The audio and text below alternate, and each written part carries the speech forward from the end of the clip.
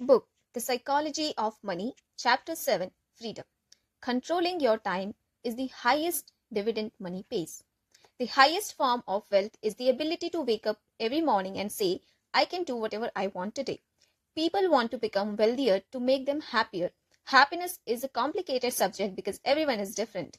But if there is a common denominator in happiness, a universal fuel of joy, it's that people want to control their lives. The ability to do what you want, when you want, with who you want, for as long as you want is priceless. It is the highest dividend money pays. Angus Campbell was a psychologist at the University of Michigan.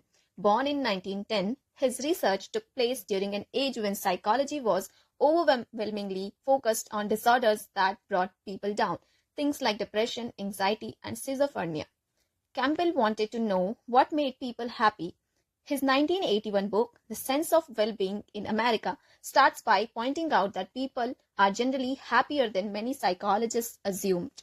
But some were clearly doing better than others, and you couldn't necessarily group them by income or geography or education because so many in each of those categories end up chronically unhappy.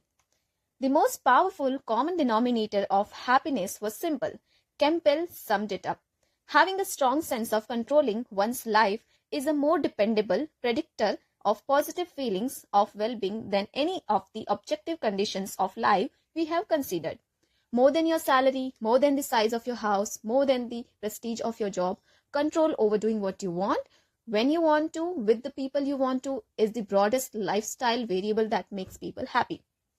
Money's greatest intrinsic value, and this can't be overstated, it is its ability to give you control over time, to obtain bit by bit a level of independence and autonomy that comes from unspent assets that give you greater control over what you can do and when you can do it. A small amount of wealth means the ability to take a few days off work when you are sick without breaking the bank. Gaining that ability is huge if you don't have it. A bit more means waiting for a good job to come around after you get laid off, rather than having to take the first one you find. That can be life-changing. 6 months emergency expenses means not being terrified of your boss because you know you won't be ruined if you have to take some time off to find a new job.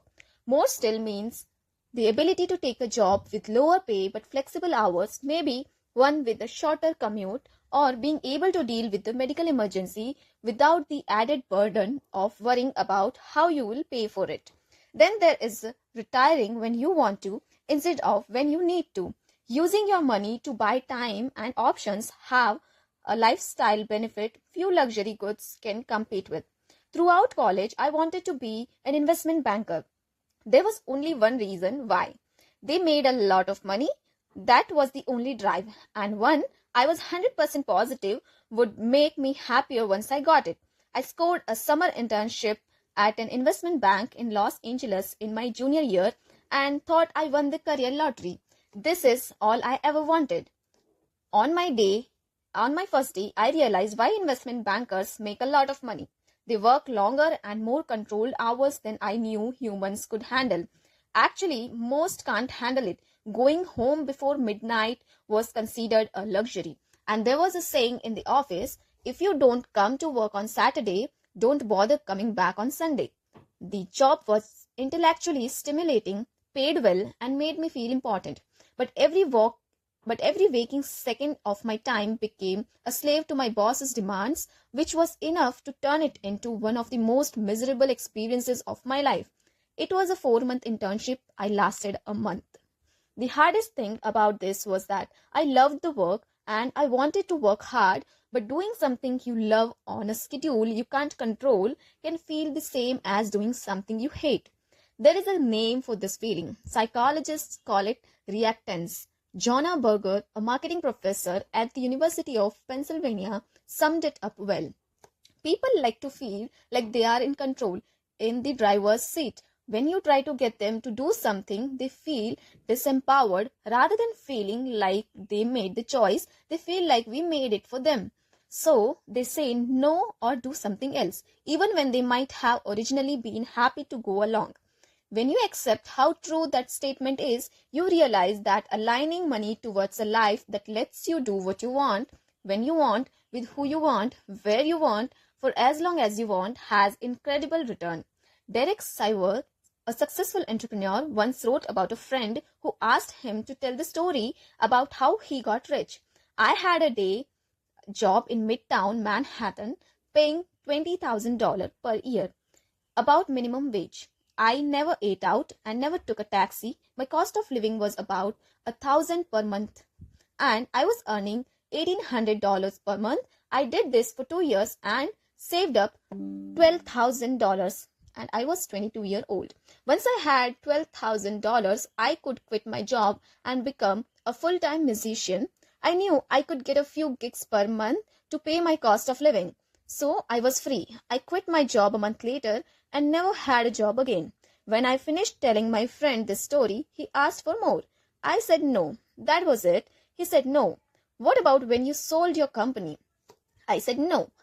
That didn't make a big difference in my life. That was just more money in the bank. The difference happened when I was 22. The United States is the richest nation in the history of the world, but there is little evidence that its citizens are, on average, happier today than they were in 1950s, when wealth and income were much lower, even at the median level and adjusted for inflation. A 2019 Gallup poll of 150,000 people in 140 countries found that about 45% of Americans said they felt a lot of worry the previous day. The global average was 39%.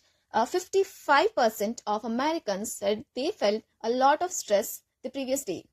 For the rest of the world, 35% said the same. Part of what has happened here is that we have used our greater wealth to buy bigger and better stuff. But we have simultaneously given up more control over our time. At the best, those things cancel each other out. Median family income adjusted for inflation was $29,000 in 1955. In 2019, it was just over $62,000. We have used that wealth to live a life hardly conceivable to the 1950s American, even for a median family. The median American home increased from 983 square feet in 1950s to 2,436 square feet in 2018. The average new American home now has more bathrooms than occupants. Our cars are faster and more efficient. Our TVs are cheaper and sharper. What's happened to our time, on the other hand, barely looks like progress. And a lot of the reason has to do with the kind of jobs more of us now have. John D. Rockefeller was one of the most successful businessmen of all time. He was also a recluse, spending most of his time by himself. He rarely spoke deliberately, making himself inaccessible and staying quiet when you caught his attention. A refinery worker who occasionally had Rockefeller's ear once remarked, "He lets everybody else talk while he sits back and says nothing." When asked about his silence during meetings, Rockefeller often recited a poem. A wise old owl lived in an oak. The more he saw, the less he spoke. The less he spoke, the more he heard. Why aren't we all like that wise old bird? Rockefeller was a strange guy, but he figured out something that now applies to tens of millions of workers. Rockefeller's job wasn't to drill wells, load trains, or move barrels. It was to think and make good decisions. Rockefeller's product, his deliverables, wasn't what he did with his hands or even his words. It was what he figured out inside his head. So that's where he spent most of his time and energy. Despite sitting quietly most of the day in what might have looked like free time or leisure hours to most people, he was constantly working in his mind, thinking problem through. This was unique in his day. Almost all jobs during Rockefeller's time required doing things with your hands. In 1870s, 46% of jobs were agricultural and 35% were in crafts or manufacturing. According to economist Robert Gordon, a few professions relied on a worker's brain. You didn't think, you labored without interruption, and your work was visible and tangible. Today, that's flipped. 38% of jobs are now designed as managers, officials, and professionals. These are decision-making jobs. Another 41% are service jobs that often rely on your thoughts as much as your actions. More of us have jobs that look closer to Rockefeller than a typical 1950s manufacturing worker. What means our days don't end when we clock out and leave the factory. We are constantly working in our heads, which means it feels like work never ends. If your job is to build cars, there is little you can do when you are not on the assembly line. You detach from work and leave your tools in the factory. But if your job is to create a marketing campaign, a thought-based and decision job, your tool is your head, which never leaves you. You might be thinking about your project during your commute, as you are making dinner, while you put your kids to sleep, and when you wake up stressed at 3 in the morning. You might be on the clock for fewer hours than you would in 1950, but it feels like you're working 24/7. Derek Thompson of the Atlantic once described it like this: if the operating equipment of the 21st century is a portable device, this means the modern factory is not a place at all. It is the day itself. The computer age has liberated the tools of productivity from the office. Most knowledge workers whose laptop and smartphones are portable, all-purpose media making machines can theoretically be as productive as 2 p.m. in the office as at 2 a.m. in Tokyo, WeWork, or at midnight on the couch. Compared to generations prior, control over your time has diminished, and since controlling your time is such a key happiness influencer, we shouldn't be surprised that people don't feel much happier even though we are, on average, richer than ever. What do we do about that? It's not an easy problem to solve because everyone is different. The first step is merely acknowledging what does and doesn't make almost everyone happy. In his book, 30 Lessons for Living, gerontologist Carl Pellimer interviewed 1,000 elderly Americans looking for the most important lessons they learned from decades of life experience. He wrote, "No one, not a single person out of 1,000 said that to be happy you should try to work as hard as you can to make money to buy the things you want. No one, not a single person, said it's important to be at least as wealthy as that people around you, and if you have more than they do, it's real success. No one, not a single person, said you should choose your work based on your desired future earning power. What they did value were things like quality friendships, being part of something bigger than themselves, and spending quality, unstructured time with their children. Your kids don't want your money or what your money buys anywhere near as much as they want you. Specifically, they want you with them," Pilmer writes. "Take it from those who have lived through everything, controlling your time is the highest dividend money pays." Now, a short chapter on one of the lowest dividends money pays.